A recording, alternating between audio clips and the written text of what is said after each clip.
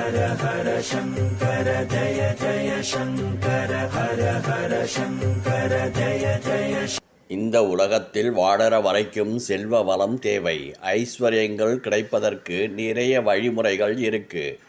ஆனால் மகா பெரியவா அருளிய இந்த மந்திரத்துக்கு, இந்த வழிபாட்டு முறைக்கும் ஒரு அற்புதமான சிறப்பு உண்டு.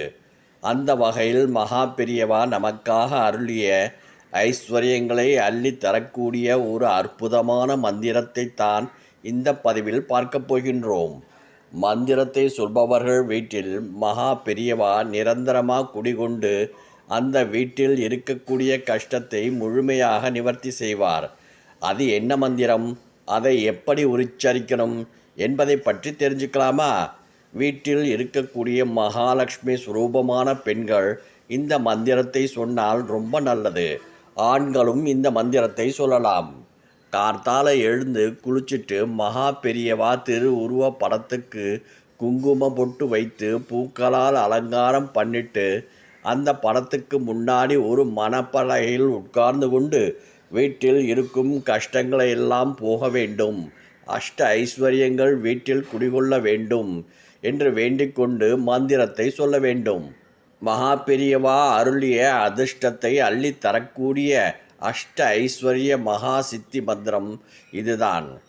ஓம் ஸ்ரீ காஞ்சி காமகோடி ஜகத்குரு மகா பெரியவா மம சர்வாபிஷ்டம் சாதய சாதய, ஆபதோ நாசய நாசய, சம்பதோ பிராபய பிராபய, சக குடும்பம் வர்த்தய வர்த்தத, அஷ்ட ஐஸ்வர்ய சித்திம் குரு குரு பாகிமாம் ஸ்ரீ ஜெகத்குரு துப்யம் நமக.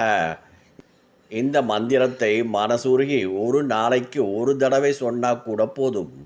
ஒருவேளை தினமும் இந்த மந்திரத்தை சொல்ல நேரம் கிடைக்கவில்லைன்னா செவ்வாய்க்கிழமைகளிலும் வெள்ளிக்கிழமைகளிலும் இந்த மந்திரத்தை சொல்லலாம். நேரம் இருந்தால் 18 தடவையோ இல்லை 27 தடவையோ இந்த மந்திரத்தை சொல்லிட்டு வந்தால் நல்ல பலன் கிடைக்கும் என்று மகா பெரியவா சொல்லியிருக்கார்.